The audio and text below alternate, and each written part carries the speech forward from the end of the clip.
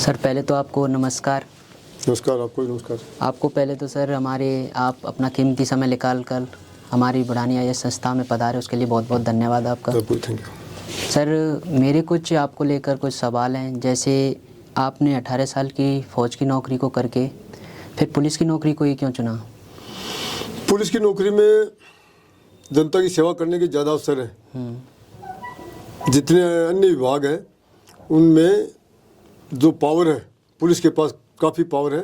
उनका यदि आप जनहित में सदुपयोग करते हैं तो जनता की काफ़ी भलाई कर सकते हैं। अच्छा, और सर फ़ौज की नौकरी और पुलिस की नौकरी में से आपकी नज़रों में आपकी राय पूछना चाहता हूँ, बेहतर नौकरी कौन सी है? अपनी अपनी जगह दोनों ही बेहतरीन है।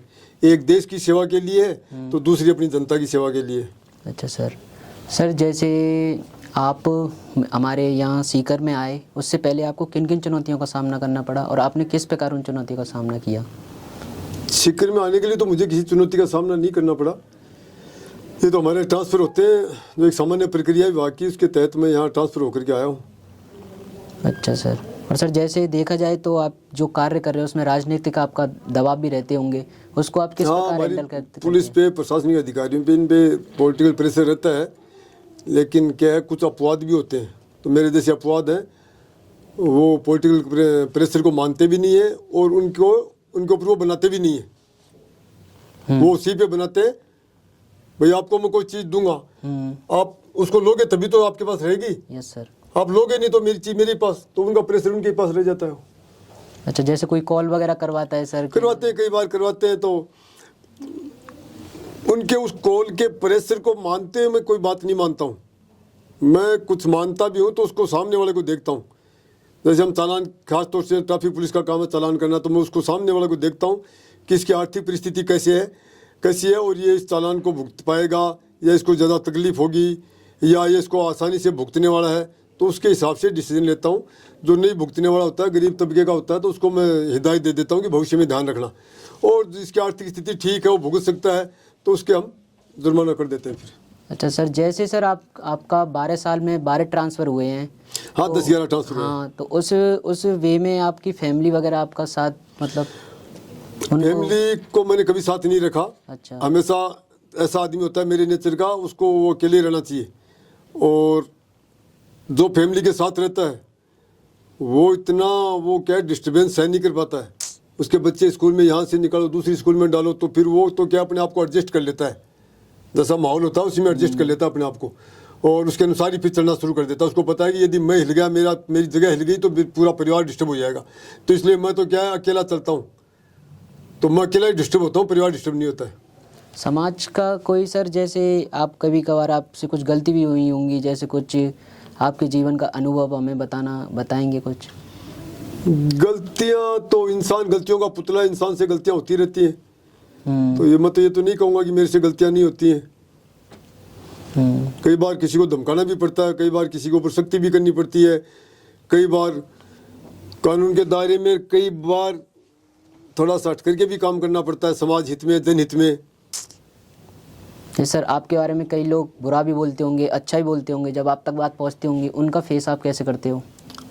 मेरे को कोई फर्क नहीं पड़ता उससे। मुझे पता है कि कितना भी अच्छा आदमी हो, कितना भी अच्छा आदमी हो, 1% आदमी तो परमानेंट उसके खिलाफ रहते हैं। ये बात क्योंकि हमारे समाज में नेगेटिव और पॉजिटिव दो तरह के आदमी होते हैं। जिसका दिमाग नेगेटिव है उसको आप दूध में, शुद्ध गाय के दूध में उसको नहला दोगे तो भी वो मीन मेक निकलेगा कि नहीं, नकली दूध था, सारे फेंकते, तो फेंकने के बजाय मेरे को नहला दिया। तो वो जो नेगेटिविटी माइंड के लोग हैं, उनका तो किसी के पास कोई इलाज नहीं है, कोई उपाय नहीं है। वो तो अच्छाई में भी बुराई खोज लेते हैं। वो तो अपने इतिहास को देख रहे हैं, पुराना, जिन्होंने साक्षात ईश्वर को नहीं बख्शा, राम पे उंगली उठा दी, कृष्ण पे उंगली उठा दी, अच्छे अपने जो देशभक्त हुए उनके ऊपर उंगली उठा दी, समाज की सेवा की उन पे उंगली उठा दी, तो हम तो कौन से खेत की मूली है? तो वो एक, उनका तो कोई इलाज नहीं है। जो मानसिक नेगेटिविटी वाले जिनका माइंड सेट है, उनका किसी के पास कोई इलाज नहीं है। जैसे सर आप अतिक्रमण हटाते हो, उसके लिए तो जैसे गरीब वगैरह के ठेले वगैरह होते हैं, तो उनके रोजगार पर तो फर्क पड़ता होगा, आपका तो फर्ज है, पर उनके लिए आप क्या करते हो? मेरी मानसिकता अलग है।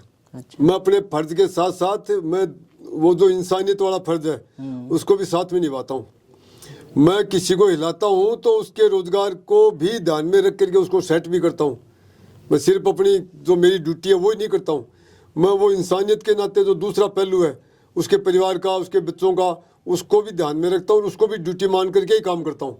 तो ऐसी समस्या नहीं आती है कि मैं किसी को एक तरफा खदेड़ दूँ फिर इसकी वो मैं सेट करता हूँ। इसलिए तो लोग कल गरीब लोगों ने, रेडी थड़ी वालों ने कल माड़ों से लाद दिया मुझे, तो वो गरीबों वालों ने तो पहना ही है, किसी अमीर ने थोड़ी पहना ही है। वो तो गरीब खुश थे तभी तो पहना ही, रेडी वाले थे सारे। और सर जैसे देखा जाए तो आपको ये इतना सब कुछ करने का मोटिवेशन कहाँ से मिलता है? ये ईश्वरीय शक्ति है, कोई वो देती है, काफ़ी ऊर्जा रहती है, मेरे जज्बा जोश, फौज का भी मेरे बैकग्राउंड है। अच्छा, तो फौज भी खूब जोश, जज्बा, जुनून, ये हिम्मत, हौसला, ये बहादुरी, निर्भयता, ये गुण तो आपको फौज से भी मिल जाते हैं। तो वो मेरे जो बैकबोन है वो फौज की नौकरी है, जो रीढ़ की तरह मेरे मानसिक शक्ति प्रदान करती है मेरे को। Thank you sir. वैसे सर हमारी एक अमित बुढ़ाने वेलफेयर फाउंडेशन है, उसमें हमारी CSR यूनिट है, कभी हमें भी मौका दीजिए सर यातायात पुलिस की सेवा करने का। बिल्कुल, आप जब भी कहोगे हम आपको, हमारे ट्रैफिक के जो कर्मी खड़े रहते हैं हाँ सर, पॉइंटों पे, तो आपका लोगों का स्वागत है जनता की सेवा करने के लिए। जब भी आप कहोगे, हमें तो आवश्यकता है, स्टाफ जितना मिल जाए हमें तो उतना ही बढ़िया है। तो जब भी आप कहोगे आपको मौका ही मौका है सर, बताना कभी ज़रूर। बिल्कुल बिल्कुल, आप कितने आदमी दे सकते हो कांटेक्ट करना, ठीक है सर। बताना, हमारे को जरूरत भी है। धन्यवाद सर। Thank you.